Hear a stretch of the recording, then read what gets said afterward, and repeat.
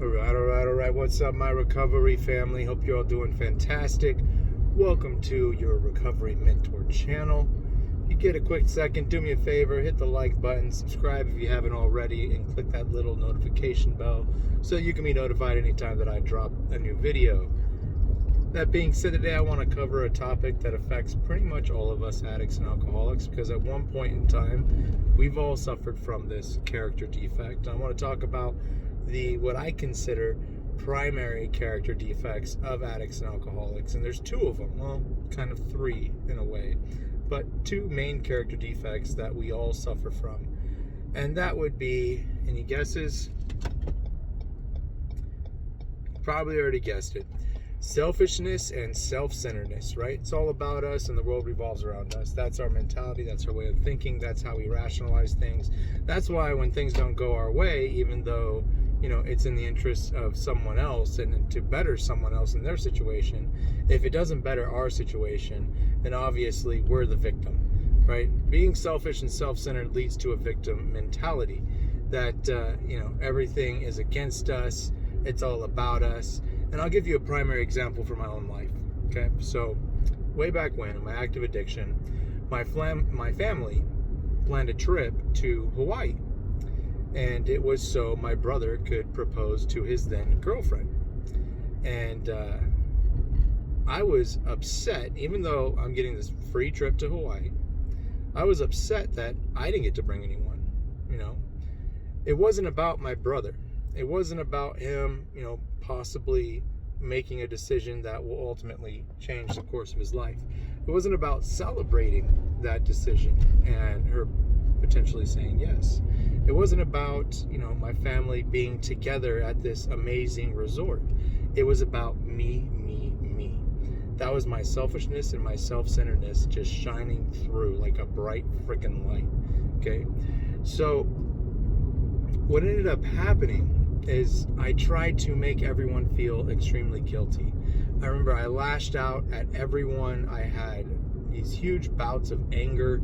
I would just pop off at the smallest thing because it wasn't fair. It wasn't fair. How dare they not let me bring someone? Because my brother gets to bring his, hopefully new fiance, but I don't get to bring anyone on this trip. How incredibly unfair is that? That's not fair at all. Never mind the fact that I'm not paying a dime for this trip. Never mind the fact that we're going to one of the most beautiful places in the world. Never mind the fact that we had to stay at this luxury resort. Never mind the fact that they even paid extra money so I can have my very own room. Never mind all of that. The fact of the matter was, I didn't get to bring anyone, and my brother did. And that's extremely unfair, right? So, needless to say, I brought what I needed to bring to get through the trip so I could stay well, which I was never good at. Because as soon as the allergy of the body and obsession of the mind kick in, I had enough to get me through the trip, but at the time I was taking methadone, and I'd take a couple pills and I'd feel fine, but I knew that if I just took one or two more, I'd feel even better. And so what ended up happening, and some of you can relate to this, is halfway through the trip, I completely ran out of all of my stuff. And I started withdrawing from methadone. And for those of you who know methadone withdrawals, they are hell. They are some of the worst withdrawals that you can go through. I mean, if not the worst, in my opinion. Now, some of you can argue that, and you're more than welcome to, but in my opinion, methadone withdrawals are horrible. I mean, that stuff gets into your bone marrow. It takes like 30 days of detox just to try to get all of that stuff out of your body. I mean, the aches and the pains that come from withdrawal from that. So, needless to say, I went from being, my normal jackass asshole addict self to that times a million once I ran out of my stuff. And I made it my life's mission to make everyone else miserable. Like, if I had to be miserable, everyone else was going to suffer too. Because remember, it's all about me, and the world revolves around me. And they better respect that fact, because that's just the way it is. Like, don't you know who I think I am? Type of thing. Okay. So, halfway through the trip, after I ran out, I went to the only thing I could go to. And trust me, I tried everything to get whatever I could get my hands on. And I wasn't able to get nothing. But, so I turned to alcohol. And literally from the time that I would wake up to the time that I would black out, and then eventually pass out drunk, I was drunk 24/7 the whole entire time, and made a fool of myself. I mean, at one point in time, I convinced myself that I was a freestyle rapper, and I was walking through Lahaina, literally trying to freestyle at the top of my lungs. I was making like a mockery of myself. I was embarrassing my family. I just made it as horrible of an experience as I could, because I thought that, they weren't being fair to me, regardless of all, the blessings that they bestowed upon me, which cost me absolutely nothing. I wanted to make sure that they felt my pain. They got to understand that this isn't fair. And it came to the point, the time came to where my brother was going to propose. And, granted, it was a beautiful proposal. He did it on the beach at sunset. It was, I'll say it was absolutely amazing. And he did an excellent job. But after that happened, it was back to me. It's all about me. And I just remember being like the biggest asshole to my family. The people that have always been there for me, the people that have always supported me, regardless of how I treated them, regardless of what I did to them, they never they never turned away from me. They never stopped believing in me. They were always there for me. And I made it my life's mission during this trip to ruin everything for everyone. I should have been, this is my younger brother, so I should have been the good older brother that's making sure everything's going according to plan, that's there for my younger brother, that's giving him advice, that's being there for him. But it was the exact opposite. And it got so bad that after he proposed, and by the way, she said yes, but then some other stuff happened and they called off the wedding, but that's another story. But I remember to this day, we were sitting at Duke's, which is a restaurant in Hawaii, and we were talking about the proposal and the wedding and all that stuff, and who's going to be his best man, and all this other stuff. And I remember it like it was yesterday. My brother turned to me, in front of everyone at the dinner table, and told me that I'm not invited to his wedding. Now, as his older brother, that was a straight kick in the nuts. That was a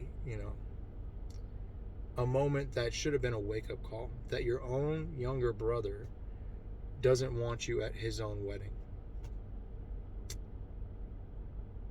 And yeah, I drank like a savage that night to cover up the emotional pain that caused, that my own brother doesn't want me at his wedding. That's how bad of a person I became. That's how self-centered and selfish I was, that I made everything so much about me that he didn't even want me there. He didn't want me to celebrate, this momentous occasion with him. He didn't even want me in the same vicinity. And it was kind of, like I said, a wake-up call of the person that I became, to where my own family didn't even want me to celebrate with them. And it was very, if I was sober, it would have been very emotionally damaging. But I just continued to drink. And I was like, okay, fine, you want me there, whatever. That's fine. You're a dick for saying that. You're a dick for not wanting your brother at your wedding. How could you do that to me? This is your fault. I mean, I don't see any reason why you wouldn't want me at your wedding. And I'm your older brother, so why wouldn't you want me to be your best man? Of course, not taking any responsibility for any of my actions, because when we have these character defects, taking responsibility is the last thing that we do. Remember, it's always everyone else's fault. It's never our fault. We're always pointing the finger at someone else so that we can justify and rationalize our behavior and still, be able to sleep at night, or, pass out drunk at night, or use until you nod out at night, whatever the case may be. But that's how bad it can get, to where we don't even come to terms with the fact that we're being incredibly selfish and incredibly self-centered, to so much so that we're harming the people that care about us the most. And that's, something that, like I said, I will never forget. And I've said this before in my other videos, I have never forget tatted on my wrists. And that's one of the things that it's there to remind me of, is that situation that happened in Hawaii with my brother's proposal and him not wanting me in his wedding. to remind me of the person that I was, and to remind me that I never want to be that person again. So the question becomes, if 99.9% of us have the main character defects of selfishness and self-centeredness, what do we do to combat this? What do we do to minimize this selfishness and self-centeredness so that we can focus on others instead of ourselves? It's interesting that all the way back in the 1930s, when AA was created and the 12 steps were created, that they dedicated an entire step to humility. Because where does selfishness and self-centeredness come from? It comes from ego, right?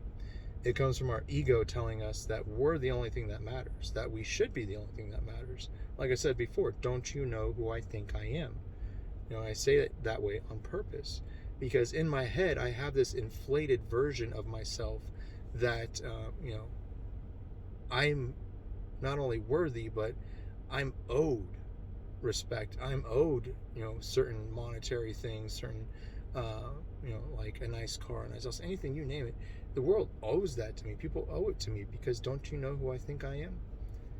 And it's my belief that that's why they dedicated an entire step to humility, because the opposite of ego is humility. It's thinking of yourself less and thinking of others more. So that's step one in how you combat your ego, is you stop thinking so much about yourself and start thinking of others. And you start to do things of others, right? You be of service, you give back, you donate your time and your money. So back in 1930, sorry to take a quick break, just picking up food for the family, but back in the 1930s, they came to the realization that they had to create an entire step to combat the ego, because that's one of the things that stands in our way of lasting recovery. Because our ego is the voice in our head that's telling us everything's fine, that we don't need to continue working on ourselves, that we've done enough, that we're okay, that we don't need to follow suggestion because we got this, that we already know what's best for us. I mean, we're our own selves. We know ourselves the best. Of course we know what's best for us, right? We need to combat that. And we do that by doing things for others as opposed to ourselves. And we do it in an altruistic way, to where we're giving back without expecting anything in return. And I've said that before in my other videos, because if we're giving back and looking for recognition, then all we're doing is we're acting in a way that's going to benefit ourselves and please ourselves, which is not what we want to be doing. We want to be doing the exact opposite. So at the end of the day, the lesson to be taken from this video is, almost on an everyday basis, you should be looking for opportunities to give back and be of service, even if it's something small. I even heard someone once tell me that sharing in a meeting is being of service and giving back, because if you raise your hand and you share in a meeting and you say something that, whatever it is, doesn't have to be profound. It doesn't have to, that's what a lot of people get caught up in, and it's why a lot of people don't share in meetings, is not only the social anxiety part of it and the fear of public speaking, but they think that whatever they say has to make this huge impact on the entire room, to where the entire room all of a sudden just erupts into applause and everyone's bowing down to them and praising them for this amazing share that they had. No, it's not what it's about. It's about sharing, whatever triumphs, whatever obstacles that you've overcome. And, it's even sharing about the stuff that you're going through and struggling with. It's both ends of the spectrum. But it's letting people know that they're not alone. And there's other people that are going through the same thing that they're going through. So even sharing at a meeting is being of service and giving back. Helping set up the chairs or helping set up the coffee, whatever it is giving back. Giving a few bucks to someone standing on the corner. Yeah, they might go spend it on alcohol, but whatever, that's their own deal. That's not why you're doing it. You're doing it to give back, to be of service. And the more that you do that, the more you defeat your ego, because now you're focusing on others as opposed to focusing on yourself. And you start to combat those two main character defects of selfishness and self-centeredness. And once we do this continuously on a regular basis, things start to change. We start to come to the conclusion, let me get that sun out of the way. We start to come to the conclusion, there we go, I have to go down low for a second, that, it's not all about us. In fact, we don't want it to be all about us. We want it to be about other people. Because let me give you the perfect example, okay? Has anyone ever come to you and asked you for help, right? Or advice or suggestion, and you were able to provide that help or advice or suggestion? How did it make you feel afterwards? Okay. Usually, it makes you feel really good. It makes you feel valued. It makes you feel like you contributed to someone else, and you get that, that warm feeling inside that, hey, I was able to help someone else out. That's also why if you don't ask for help, you're actually in some ways being selfish, because you're robbing someone else of the opportunity of receiving those feelings of worthiness, of value, because you're giving someone the opportunity to help you. So continue working on giving back, being of service, but doing it in an altruistic manner, so that you can continue to combat our two top character defects of selfishness and self-centeredness. And remind yourself, it's not all about me at all times. There's other factors in play. In fact, I'm convinced 100% that the steps were put in order, in the order they're in, for a reason. I mean, think about that just briefly, very briefly. I'll go over it because I don't want to sound like a 12-step, big book thumper or whatever. But think about it for a quick second. You got step 1, which is all about admittance, right? Admitting that we have a problem. Okay, that's all it is. And understanding that we're powerless over drugs and alcohol, and we're powerless over people, places, and things. Which means the only thing left over that we have power over is ourselves, right? And the ability to change the way that we think, change the way that we perceive, which in turn changes our actions and our behaviors and our emotions. Step 2 and step 3 are all about just opening the door to a higher power in your life. Now, I'm not here to convert anyone. I'm not here to tell you what that higher power has to be or should be. And remember, this is a spiritual, not religious program, which means that it's all about a relationship with the higher power, as opposed to, going to a synagogue or a church or whatever. I don't even want to go into that aspect at all, because again, I'm not here to convert anyone, all right? But I do believe that you have to have a higher power in your life to be successful in recovery, or it wouldn't even be in the steps. And then, so you got step 1, which is an admittance. Step 2 is opening the door to a higher power to, enter into your life. Step 3. Step 4 is basically a confession. I mean, look at what you're doing. You're writing down all the harms done that you did to other people. You're writing down all your resentments, and eventually your part in those resentments. You're writing down your fears. You're writing down your sexual inventory. I mean, that's exactly what it is. It's a complete lifelong confession to all of the negative things that you've done throughout your life. And then you share it with another human being and in front of your higher power to get all of that out there. The way that the metaphor I use for step 4 and step 5 is, imagine you live in a glass house, okay? And outside there's all this positive light, positive energy that wants to come in and engulf you, all right? But you're surrounding yourself with all of these boxes, and inside each of these boxes are all of the harms done, or all of the resentments that you have, or all the fears that you have, or everything that comes from your sexual inventory list. All of those things are blocking this light from reaching you inside of this glass house.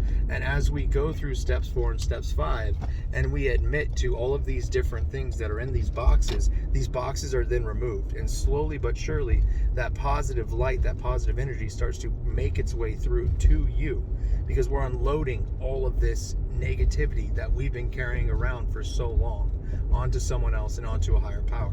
And then you have step 6, which is identifying all of your character defects. You have to identify something, right, to realize what it is you need to work on. And very, very briefly, step 6, in my opinion, the way that you work on that is, first and foremost, you identify your character defects based upon what you went over in steps 4 and 5. And once you identify those character defects, you start to do the exact polar opposite of those character defects to bring them back down into a normal level. Then you go to step 7, which is all about humility, because we know that we have to practice humility. We have to be a humble human being so that our ego doesn't go out of control, our ego doesn't go unchecked, so that we get away from that selfishness and self-centeredness that is the epitome of addiction and alcoholism. So they have an entire step dedicated to it. Then you got steps 8 and 9, which is all about building a list of people that we need to make amends to, and then 9 actually making those amends, whether it be direct amends or living amends, which I went over that in a different video, what the difference is. so that we can right the wrongs of the past that we did in our lives, so that we can start with a clean slate, so that we make everything right. Okay. Then we move on to steps 10, 11, and 12, which are all maintenance steps. Step 10 is taking a daily inventory, looking at the day that we had. Is there any areas of improvement? Is there anyone that I wronged that I need to make an amends to immediately? Is there anyone that I have a resentment against? And what was my part to play in that resentment? But also, what are the positive things that I accomplished today? Was I of service? Did I help someone out? Did I do something for someone else? Also recognizing the good with the bad. It doesn't say that in the big book, but I think you should do that. You should recognize both positive and negative. And then it goes into 11, which is prayer and meditation, which is keeping that conscious contact with your higher power, and also meditating to keep yourself in the present moment and practice mindfulness so that you don't get stuck in the past or the future, which lowers your depression, lowers your anxiety, and lowers your stress. And then you have step 12, which is simply being of service and giving back, and then helping the next suffering addict or alcoholic. That's what the steps are for. That's what they are. That's the quickest rundown I can give you on the steps, and they're in that order for a reason. So back in the 1930s, to say that Bob and Bill came up with something that's absolutely amazing and works is an understatement. The fact that they came up with those steps in that order, that didn't happen on accident. It wasn't a coincidence. It happened for a reason. So long story short, I digress. To get back to the point, you want to make sure you keep that selfishness and self-centeredness in check by practicing humility, by being a humble human being, by giving back and being of service. Because once you get away from that, and once that selfishness and self-centeredness starts to creep back into your life, it's only a matter of time before it turns into something even more negative. So keep an eye on that, be aware of that, practice humility as much as you can, give back, but not to the point to where people take advantage of you, okay? So a healthy amount of humility. And you also don't want to completely neglect yourself, right? You don't want to give away your last $20 and then starve the rest of the day because you have nothing left. So keep that in mind too, that there is a level that you have to stick to make sure that you're also taking care of yourself while also taking care of others. It's a balancing act that you have to do, because you don't want to be taken advantage of, and you don't want to put yourself in a negative position just because you're trying to benefit other people. So remember, you also have to take care of yourself. All of that being said, if you work on this on a daily basis, if you do the application, which is the most important part of this entire equation, is applying the knowledge that you gain, applying the wisdom that you gain to your life on a consistent basis, you will achieve long-term recovery. But that is the most important part, is taking what you've learned, whether it be through these videos or through the big book, the basic text, a self-help book, a TED talk, whatever it is, taking that knowledge that you've acquired and applying it to your life. That's the key. Taking action and applying everything to your life is what's going to change your life. And it might feel uncomfortable at first. It might feel like really, really uncomfortable stepping outside of your comfort zone to do certain things, but that has to be done to achieve growth. If you think that you can just keep doing the same thing over and over again and think that magically something's going to change, that is literally the definition of insanity. And it states in the big book that after we complete step 9, our sanity is restored. So get through step 9, by the way. And then you work on 10, 11, and 12, which is all maintenance. But the point of this entire video is to recognize our main character defects are selfishness and self-centeredness, which are driven by ego. And the way that we conquer that is by practicing humility. Okay? So God bless each and every one of you. Thank you for watching the video. Thank you for subscribing to this channel if you subscribed. If you haven't, go ahead and subscribe. Hit the notification bell. I'd love to continue to grow this community so that you have somewhere to go to at any given time to watch these videos, to interact with other people in recovery. And I'm going to continue to post videos. This is my 41st video that I've posted in 5 weeks or 6 weeks, something like that. So I'm going to continue to post videos with knowledge that I've gained, with wisdom that I gained, in the effort to try to improve your life and your chances of long-term recovery. That being said, if nobody's told you they love you today, I love you. Got nothing but love for you, because you are worthy of love, you are worthy of forgiveness, and you are a worthy human being, and you have limitless potential. Whatever you want to do, as soon as you get the drugs and alcohol out of the way, you are capable of accomplishing. Set big goals, dream big, all right? Shoot for the fucking stars, okay? Because you can do it. Your only obstacle is yourself. Realize that, and as soon as you realize that, you can accomplish greatness. There's nothing standing in your way because there's nothing differentiating me from you. There's no reason why you can't be sitting here with 8 years, with your own business, with a happy, healthy marriage, with, if you want, a beautiful family. It's all up to you. The ball is in your court. If you're in recovery right now, you have the power of choice. It is your choice on what you want to do next. So take advantage of that, recognize that, and recognize the opportunity that you have in front of you. All right, until the next video, you guys all be safe, be smart out there. God bless, and peace out.